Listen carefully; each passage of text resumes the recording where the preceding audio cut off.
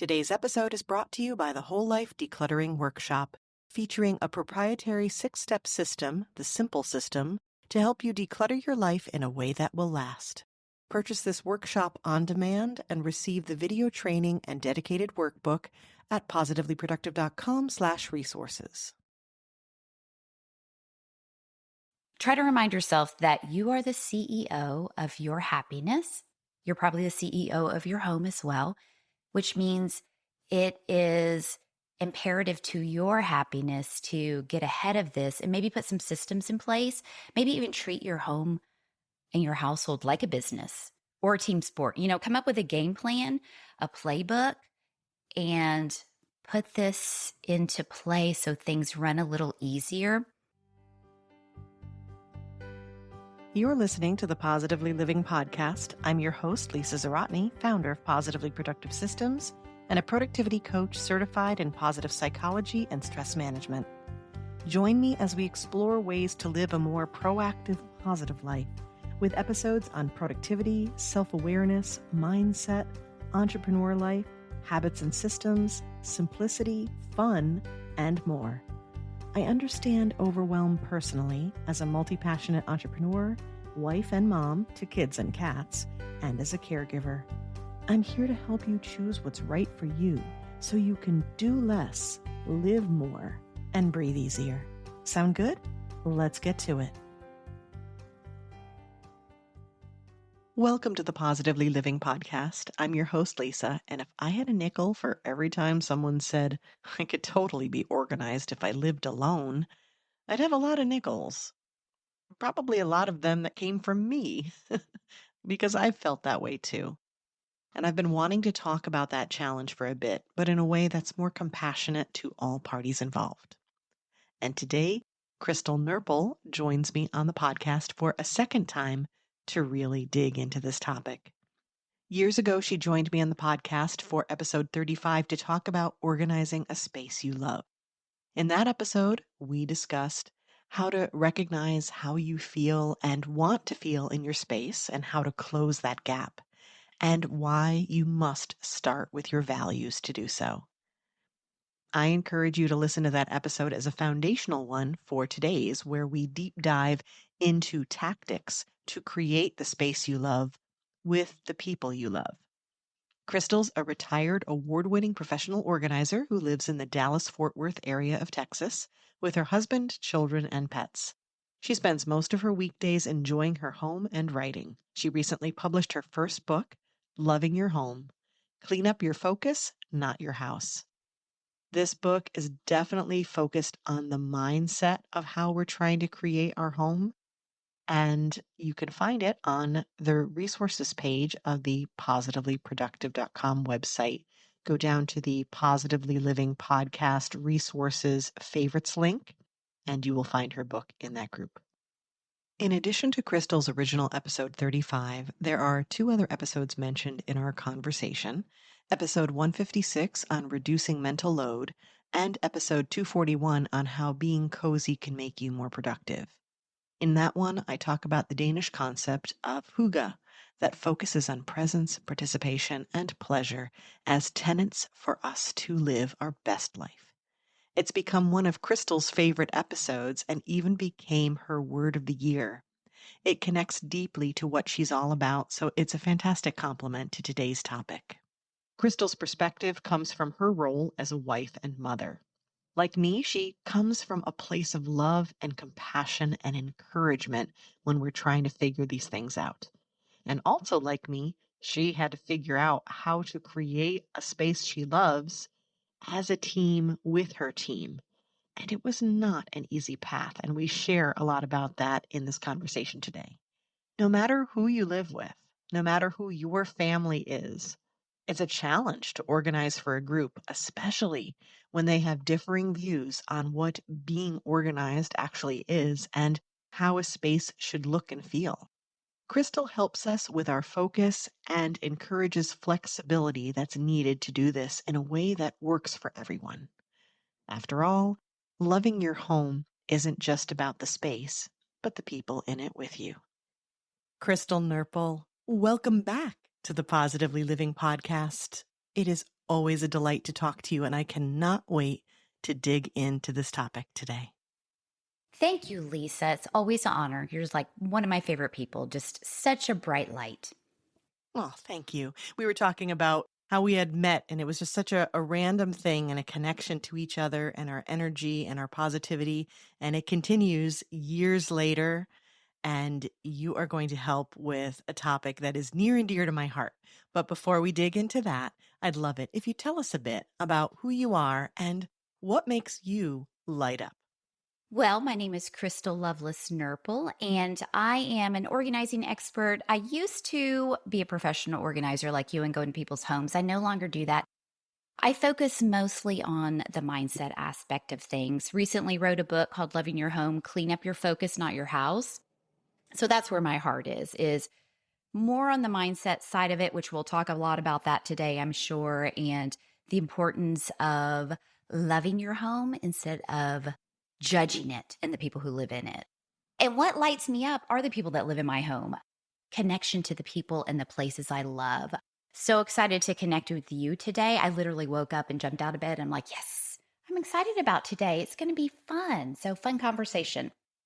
And this is something we've been in alignment for so long is the idea of we're shame-free conversations here, right?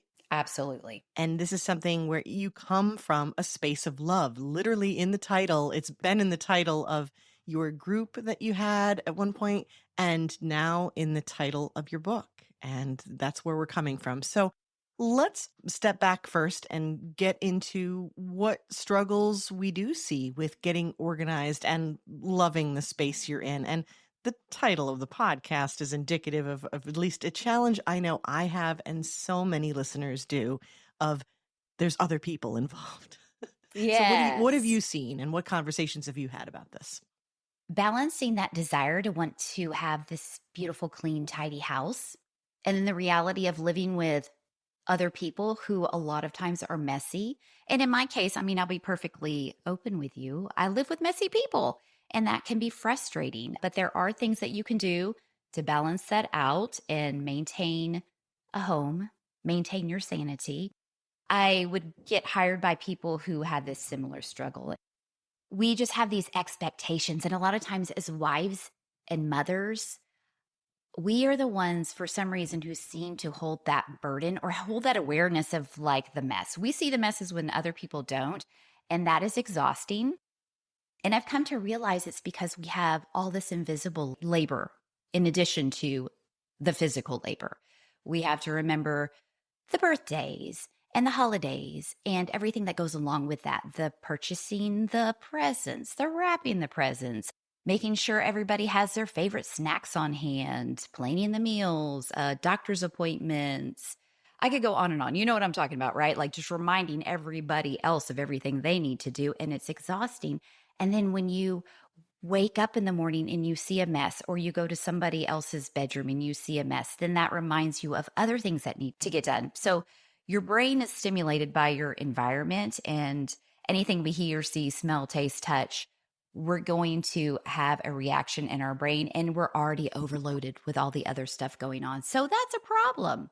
It can really overwhelm you. And that word overwhelm, we use so much in our world, right? We're so overwhelmed.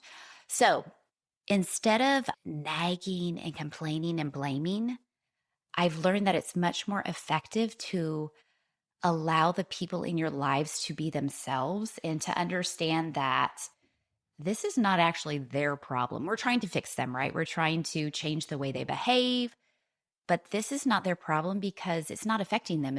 It's affecting us. We're the ones that are like overloaded and overstimulated and freaking out. So try to remind yourself that you are the CEO of your happiness. You're probably the CEO of your home as well, which means it is imperative to your happiness to get ahead of this and maybe put some systems in place, maybe even treat your home and your household like a business or a team sport. You know, come up with a game plan, a playbook, and put this into play so things run a little easier. And I also want to note too, before I get off track, contrary to popular belief and like what you see on social media, or maybe what you've read in articles or conversations that you've had with your friends, your husband, your family, they're not doing this on purpose to annoy you. They're not trying to be disrespectful. They're not throwing their dirty socks on the floor after you vacuum just to irritate you. Does it irritate you? It's probably a little irritating, but again, that's on you. You're letting it irritate you. You're letting yourself zone in on things that don't need to be fixed right now. So, going back to the title of my book, Clean Up Your Focus, Not Your House. So, cleaning up your focus is so important. There's a few things that you can do to clean up your focus. And we can dive into some of that if you want to do that too. Yeah, I'd like to pull out a few really important things here. So one is you have acknowledged, and especially when we are looking at those who manage the home, and let's put it out there, okay? The default is often women. It's often wives, moms. But, if you are the house manager, if you will, in some fashion, or the family project manager, whoever you are, then you have the brunt of the mental load. And you brought that up, and I just want to highlight it, do that auditory highlight, like bring that out. Let's acknowledge that, because I do love how you bring a reframe to this. And for our own sanity, we do need this reframe. It is a mindset shift. So we're going to talk about that. We're going to talk about specifically how, but I also want to acknowledge, take a moment. If you right now are listening and thinking, yeah, mental load, all right, like there's not enough space, not enough time in the day, I feel it deeply, I'm acknowledging it and I understand. We talked with Roxanne Ferber on the podcast about the mental load of parents, of caregivers, and it's a lot. So I want to acknowledge that first. But the bottom line, and you also mentioned this as well, and this is a key point here, is that you're not fixing other people. You're not fixing a problem. What you need to do is find the solutions that work for the entire family unit, the entire space. You said yourself that part of what lights you up are the people you live with. And the same for me. And I want to be very clear that everything you're saying, I'm like, check, check, check, check, check. I love the people I live with. They light me up. And I have one teen in particular who has what we refer to as exploding sock syndrome. I love that. And actually, that is a little bit of a reframe. We laugh about it, but then we also say, can you please take care of your exploding socks? So all that to say is that you can love the people that you live with. And because of that, coming from a place of love, there needs to be reframe. But I'm also going to say there needs to be a balance too, in that, yes, how you perceive things, how you're already overwhelmed, your environment does, I say it affects and reflects your mental status. So all of that is true. And I think it's about respecting everyone. So one of the things that you talked about in the first episode that you were in, episode 35 on loving your home, was the idea of the end goal, why we want to love the home we're in and why that matters in the first place and what you're seeking. Can you touch upon that a little bit before we get into how to manage and head toward loving our home with the messy people? Yes, the best lessons learned are the ones that you teach yourself. But now, loving your home to me, it's about quality of life and living the day that you want to live, not over and over and again, but creating my ideal day and making sure that I flow through my day in a way that feels good to me.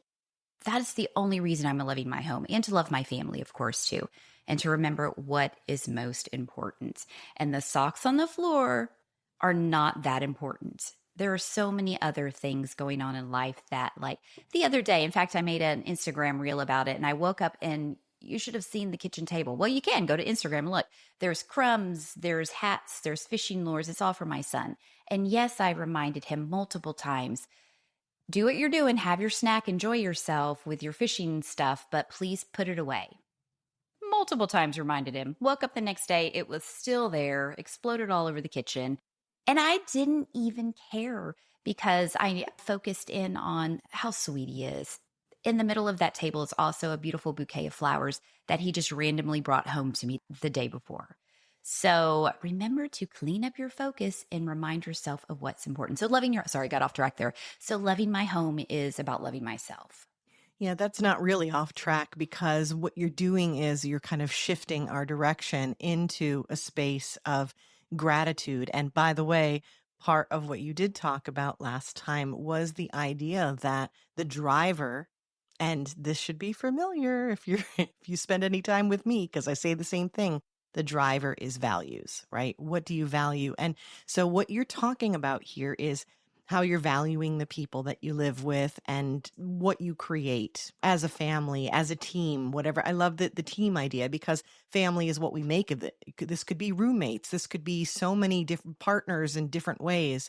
So whatever the kind of family space is that you have, it's about loving and appreciating everyone who's come together. And let's back up a little to the way that you described loving your space, as in loving your life, as in the ideal day that feels good to you. And so much of that is not about the actual space. You had mentioned to me that you appreciated the episode that I'd done on the Danish concept of hygge. And that is so much more than cleaning out, decluttering, organizing. It's more about how we live. And I feel like that is so much what you're about. Loving your home was really never about the actual home space. Yes, there are organizing, there are systems, there are ways to make things easier, faster, more pleasant to be in. But it was really about the feeling of home, not necessarily the space. Is that right? Absolutely. And let's talk about that hygge. Thank you for that episode. I knew about the concept. As I pronounced it, I think hygie is what I was saying. Sure, because that's how it's spelled. Yeah. So thank you for educating me on that.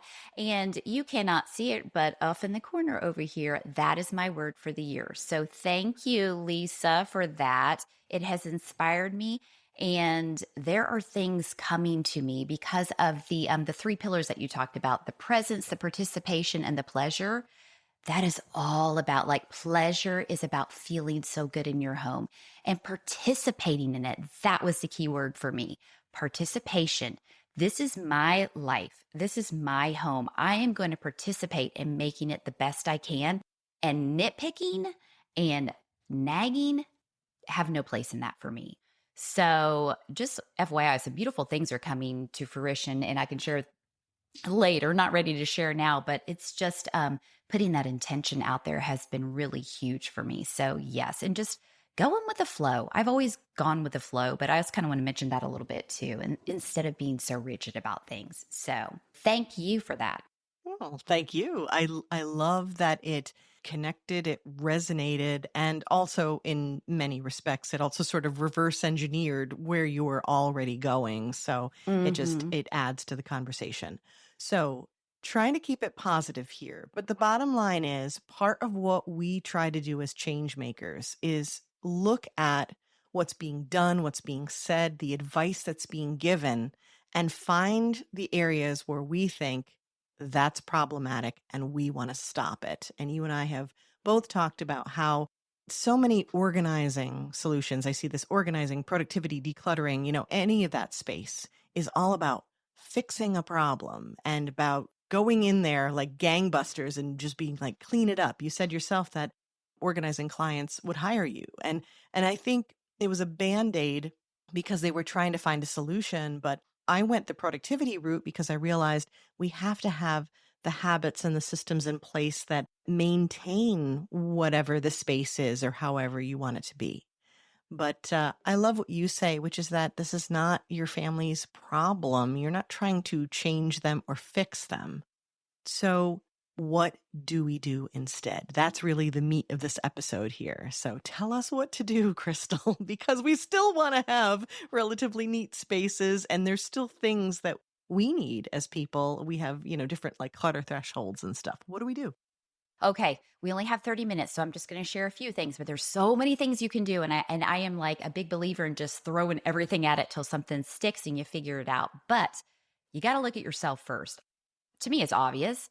This is all about making yourself happy. So if you're telling other people, pick up your stuff, declutter your stuff, first of all, are you doing that yourself?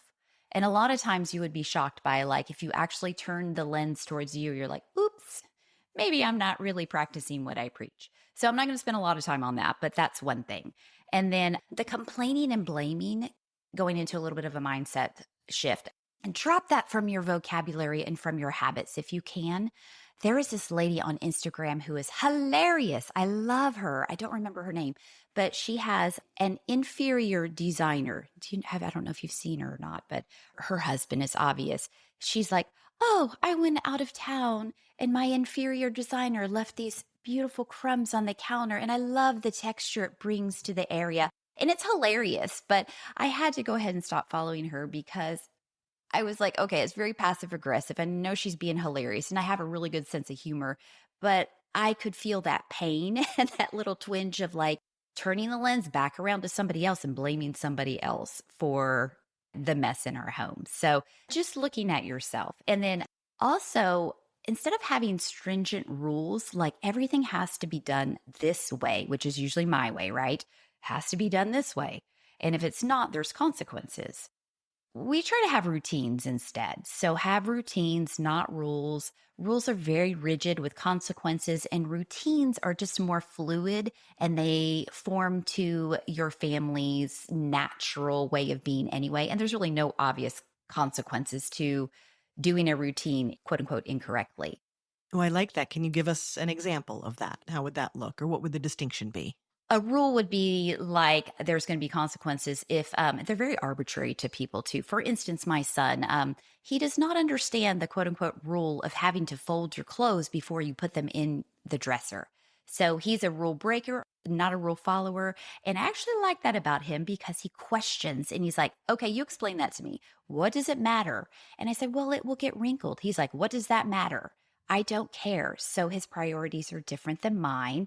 So instead, we just have a routine where he'll throw his clothes over the banister when he runs out of clothes. And sometimes I'll help him. Sometimes he'll do his own laundry. And then he knows that eventually he's got to come downstairs and he's got to get his clothes. He brings them upstairs. That's just more of a routine as opposed to a rule. You have to do it exactly this way.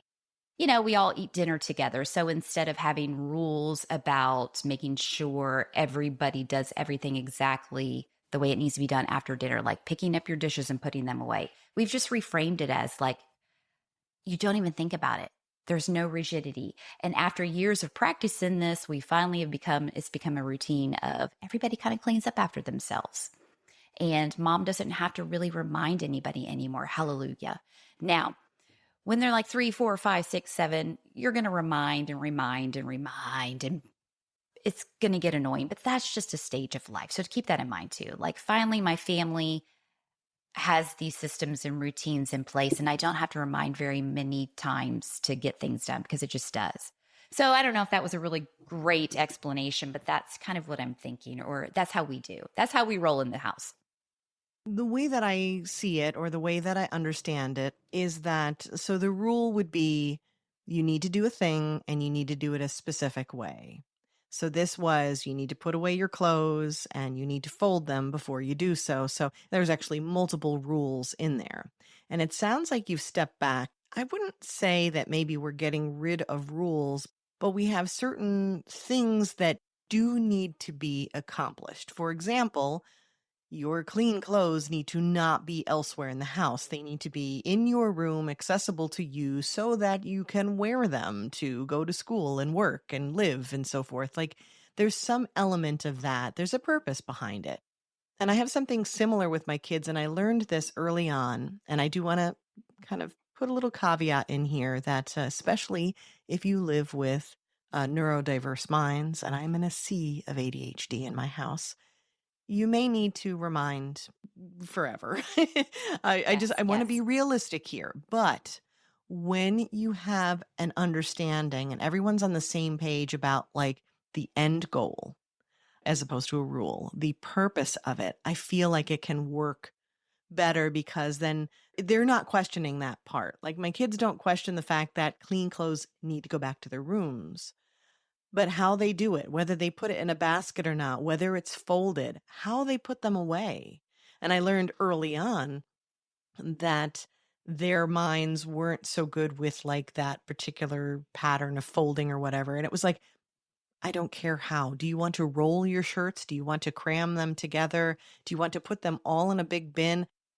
What we need to achieve is a way for you to have access. And to me, I've always said organizing is, being able to access what you need when you need it. So that's all we designed. So it sounds like that is the key here, is to have the end goal, have the purpose of what you're trying to achieve. And then you get to, in a routine, you get to figure out the steps. And if you're lucky, and it sounds like you've achieved this in your house, that routine and those steps, they then become, wait for it, a habit. Ding, ding, ding. Yay. Exactly. Right. And then just you releasing control is going to release so much or relieve so much stress for you too. And then just also a big one for us too is I don't care how or even when it happens. I just have to release that. And you've got to let your family figure it out for themselves and struggle and let a few balls drop and let them fail. That's another big one too, is just allowing them to do it in their own way. And like, oh no, I don't have any clean clothes. Like, oh well, that's not my problem to solve. So that's a really good point in there is, so what you said, you releasing control releases stress. And I think that's a big one for us when we say, well, and that does go along with letting them fail. And I think there's a big distinction in there. And again, I'm not a psychologist. I'm not a licensed professional. I don't play one on TV, but I feel like there's a very strong connection there to that desire to have things a certain way, to not let them fail. And I understand it comes from a beautiful place, but that borders on enabling. Absolutely. It doesn't do anybody favors. You think you're doing them a favor, but it's doing the opposite. Yeah. And it's driving you crazy in the process. So Absolutely. you're wasting energy, you are building up a stress response, and most of the time it's still not getting done. So what is the point? Great point. That's a great point. Yes. You're like, great. I suffered and also it didn't happen. It didn't even Great. work. Yes. I feel like that brings me to the next thing that you can do instead of having rigid rules, because, rules in our world, it doesn't work very well. And then organizing for the messiest person or keeping them in mind, because when you have those rigid organizing systems or they may be too detailed, it's really hard for someone to reach those high expectations and so much easier for you to meet that person where they are. So, think in terms of like teaching a young child how to put their toys away or to put their coloring books away. You would never, ever expect them to use a sophisticated filing system with labels and read the labels and put them in the right spot. I mean, that's just ridiculous.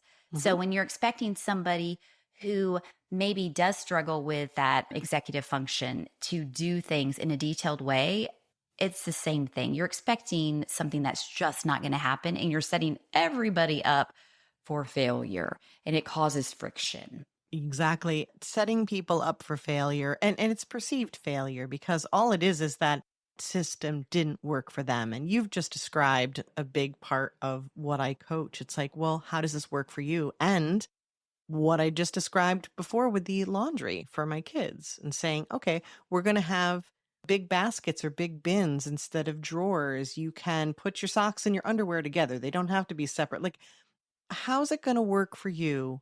What feels doable in terms of those steps? This can also be so important when you have people dealing with chronic illness and, persistently low energy levels.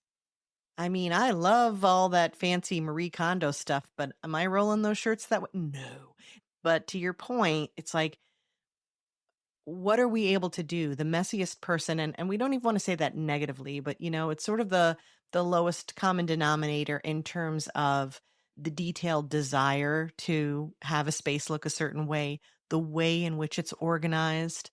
Rules is the word you're using, but I think the rigidity is really so much what you're talking about, and it's so important is releasing, being flexible.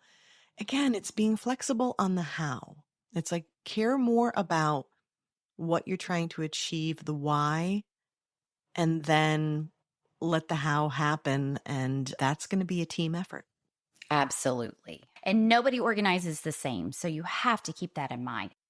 So if you've got shared spaces and your goal is to have a tidy home, you're going to have to pick and choose. Allow certain areas of the house, allow your people to have certain areas of the house where it's just kind of like mom approved, designated mess approved areas. For instance, my husband has a work table upstairs and whatever. I never touch it. It is a mess. That's just how he operates. And that is fine. But downstairs in the living room, I want it to be cleaned up and tidy. And I do, I will pick up after people because I do it for my own peace of mind, but I'm not walking to their room and putting things away where they belong. So I will have like put away baskets or name it whatever you want to name it, like later gator baskets or whatever. Like put this away so I can't see it. So just big open baskets. It's for me, it's not for them to use, but it's for me to dump things in if they are in my way, like hats, sunglasses, whatever. They know that they can't find it. They go to that basket. It's probably in the basket. It's just it clears up the visual clutter for me and for the rest of them. They like a nice, clean, tidy house too, but some of them struggle with figuring out how to do that. So the distinction with how you're describing this, and this is where when we've talked about things in this way on the podcast so many times, where when you decide to do something intentionally, as opposed to kind of getting there through the fight and the arguing and the resistance, instead of walking around with a garbage bag being like, I've had it. Ask me Yes. how I know. I mean, it's not like I haven't been through through these phases, right? I mean, like Crystal and I didn't get to this point of calm without having gone through the other stuff first. So if you're there, I promise you I understand. But here's the distinction. What you're describing, Crystal, is a very intentional thing where you're saying, okay, this is how they work and how they function. I've accepted that, but also I have a certain look that I want for the space that brings me comfort. I call it the clutter threshold, right? You have a visual threshold that's okay for you. For some people, they work brilliantly with a lot around. For some, they need very little. So again, that goes back to understanding you, doing your part, but the idea is not that you're picking up after them because you have to, or that's your job, or it's because they didn't do it. You're choosing to straighten and tidy up certain spaces because that feels good to you. You have the energy and the capacity to do it. It's a choice. And then you're containing things such that they can take it to the next step. Because I know with my family, they might not even notice that they left whatever it was on the coffee table, those horizontal spaces that are like clutter magnets and things like that. People don't always realize, especially if their brains are functioning in a completely different way. But in general, they may have other things on their minds. We have so much going on in our lives. There's so much stress response that keeps us from focusing properly, even if we have executive function challenges. So keeping that in mind, it's kind of up to you to figure out those levels. All right. So the last thing you mentioned was, the idea that someone who maybe is inclined toward being messy or really isn't bothered by it. If you organize with that in mind, or I think probably what it is even more so is set up systems that make it really easy for them. I love that. Like simple ways, like instead of you have to put this back in a particular spot, here's a drawer or a basket, or here's a designated spot where you don't even have to pick up. And I've often said, and so I wonder if you've done this as well.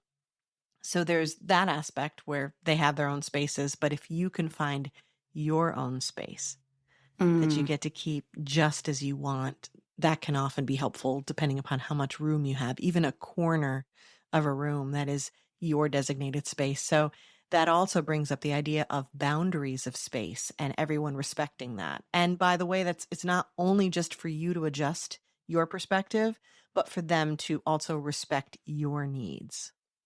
Absolutely. Yes. This little space I'm in right now, this is my area. Nobody comes into it.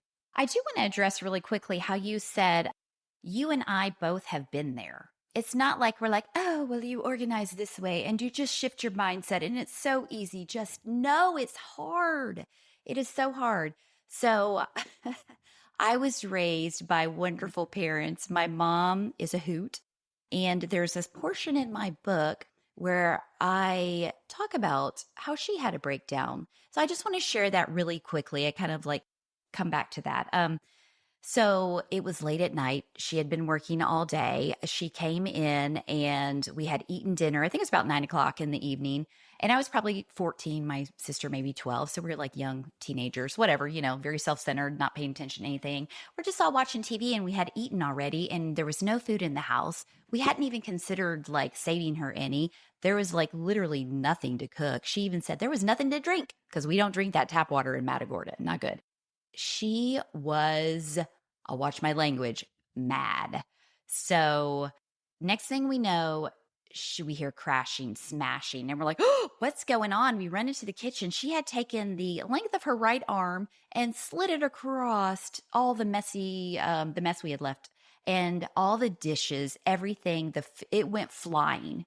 She then proceeded to throw all of the dishes that were in the cabinet on the ground. So it sounds like my mother's a lunatic, but how many times have you wanted to do the same thing? Like, oh my gosh, if we don't have any dishes, period, and I just break them all, I'm going to get everybody's attention. And then we don't have any dirty dishes and we don't have to deal with this anymore because you feel so disrespected in your house. And so living with messy people feels like they're disrespecting you. They're not doing it on purpose. I think I already said that once. They just are not aware. And I've had a few little tirades. I've never broken any dishes, but I'm sure I've like yelled like, "Oh my gosh, I just cleaned up the house. This is so disrespectful. I would never come to your office and like mess up your paperwork right after you cleaned it up."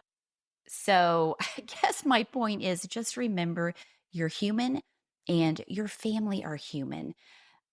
My husband, to your point, does not notice when he leaves something laying around and it bothers me. So I'm like, could you please clean that up? You said you were going to clean it up. And he's so sweet. He's like, oh, yeah, I'm so sorry. I honestly didn't even notice it. So he is so kind and thoughtful. And he cleans up not because he loves a messy or loves a clean house. I'm sure he appreciates it, but he cleans up because he loves me. So I'm constantly reminding myself of that. So when I get in that funk and I get irritated with him specifically, I will write him a love letter. I don't give it to him. I just get out of that funk in my head and I sit down and I just tell him how much I love him and everything that he does for he does a lot for our family. That's why picking up his shoes maybe is not on the forefront of his mind because he's got so much stuff going on at work and I forget that. So just remember they're dealing with their stuff too, just like you're dealing with your stuff. And so along those lines too, and this is something that I've had to grow into, and I have the advantage of understanding this as a coach and having studied, so many aspects of psychology and positive psychology and the way the mind works and neurodiversity and you name it. But there's also this aspect too, and it's something I talk a lot about here, energy management. And we have differing levels of energy. I mean, I see it in my youngest child. And without getting into details, because it's not my story to tell, my youngest has such low energy, especially as compared to my oldest. So you can see the difference in the ask when it comes to doing chores or doing certain things. So sometimes there's a timing aspect of, no, you don't need to do it the minute you come home from school. And that kind of touches upon your don't necessarily have rules, but routines. Or for me, it's end goals. By the time we have dinner, you will have completed the following chores, you will have, done your homework and so forth. And that doesn't always even happen, but it's a goal. It's a gentle one that allows some flexibility so that you can work with what you can do. And I think one of the hardest things is having a perspective that other people you live with not only don't see things like you do and don't care about them in the same way, but also may not have the capacity. And your description of your husband and how hard he's working is one great example, but this can happen with kids and adults alike. Everything that's weighing on them, you never know. And if clutter doesn't really matter all that much to them. And then we talked about the word overwhelm. So we're coming full circle, right? They're overwhelmed by other things. Then the clutter you're overwhelmed by is just so low on their priority and even their awareness list. So I think it's understanding that. But one of the things I want to add to this is a reminder that it's also okay to ask for what you need. And I love the idea that we can have the conversations. And I've done this with my family where I say, okay, but here's how I need the space to be so I feel good. We need to reset, put this back to neutral. I want the living room to be cozy and cleaned up. So here's what we need to do. When and how you do it, who does what, which task, who's folding a blanket, who's sweeping a floor. I don't care. But I don't want it to be in a constant disarray because that doesn't feel good for me. And how do we achieve it together? How do they respond to that? I'm curious. So when you articulate it to them and say, this is how I'm feeling and this is how I want to feel, how do they respond? Most of the time they respond really beautifully to it. Now, how they act, because again, they can look me in the face and say, absolutely, I get it, and then not do it. But it's a constant conversation. And again, C of ADHD. So I've been trained to have that sort of patience where I say, do you remember when I said, this is what I'm hoping for? Can you tell me how we can achieve this? And then, and that's really the response is it's less about like they want to do it. I know the intent is there. It's more about how they'll say, okay, I can take this out to the kitchen right now, or we can do whatever. And there's some things that have become habit. Like at night, we know the dishwasher's going to be run. So they will look around to be like, are there some cups or bowls or whatever? It's them choosing, like, I can do this right now to help with that, or I can set a timer or whatever. And we have to practice that a lot. But those are the responses. It's an ongoing conversation. But I think it's important for them to know what I need as well as having my own mindset shifted. But I love that everything that you've described comes from a place of love. And then, real quickly, one more thing, the body doubling. So they can have this beautiful intent and they're like, of course, we love you and we want you to feel good and vice versa. So when you do have that, I'm just standing next to them and working with them really helps. And then also complimenting and reassuring that they're doing a good job for you too. I've seen really big, even in my husband, like when I compliment him, even on just like doing a good job taking care of our family, like he does the dishes more often. It's crazy because we just all want each other to be happy and taken care of. Yeah, that positive reinforcement, the body doubling. I did do an episode on that. And it's the psychology behind it is really important because you're wanting to match energy to the people around you. So that goes back to you saying, let's do this as a team. So I love that. And I think that's a beautiful place for us to wrap up. So your book, I already have it on the Positively Living podcast resources wish list. Yay. So it's already there. But tell us where we can find you to learn more, Crystal. Thank you. Yes, if you would just go to my website, crystalnerpel.com, and you can find the book there. So it's Loving Your Home, Clean Up Your Focus, Not Your House. Or you can find it on Amazon as well. Yep. So you can go right to the link on my resources page if you're over there, or go to Crystal's page. You can find it in a bunch of different spots. And now we're going into the rapid wrap up, having a little bit of fun with that. And it's real simple. We're going to pick a song, maybe offer us a saying and a resource besides your book that inspires positively living for you. So let's start with a song. All About That Bass. It's so silly. And also, can I just say, I just love Aerosmith. I'll stop there. I love so much music. Listen, I'm a multi-passionate, and every time someone's like, pick your favorite, I'm like, no, I can't. Worst question ever. Yeah, so it's really just whatever comes to mind in that moment. So in the moment, all about that bass. All right, no trouble with that. All right, so how about a saying, a mantra? It could be the hygge. It could be something else. What's coming to you? One that I always come back to is be mindful of the energy you bring into this space. That is a huge one for me. Oh, and that fits with everything we're talking about today. Yeah. All right. And then a resource that just makes your life better besides your book. Yes, my new robot vacuum.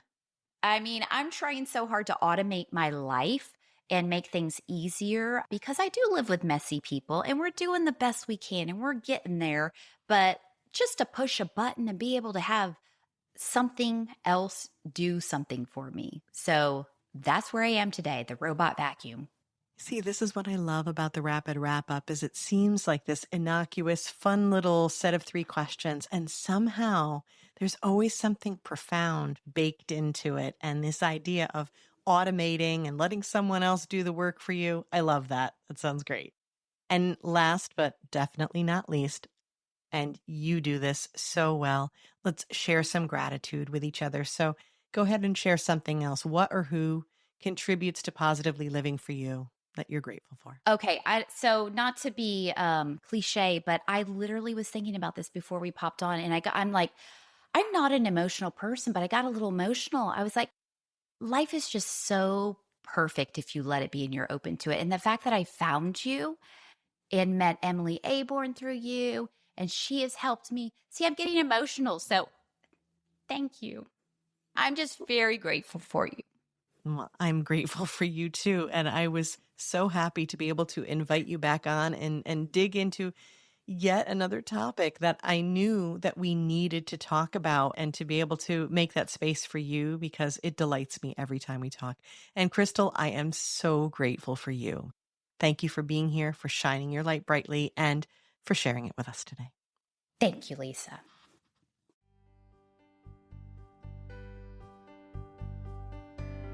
Thank you for joining me today. Your time is precious, and I'm honored you chose to spend it with me. If you have feedback or questions, you can find me through the Connect page of the positivelyproductive.com website. And if you're looking for any of the resources mentioned here, from books to products to training and more, go to positivelyproductive.com/resources.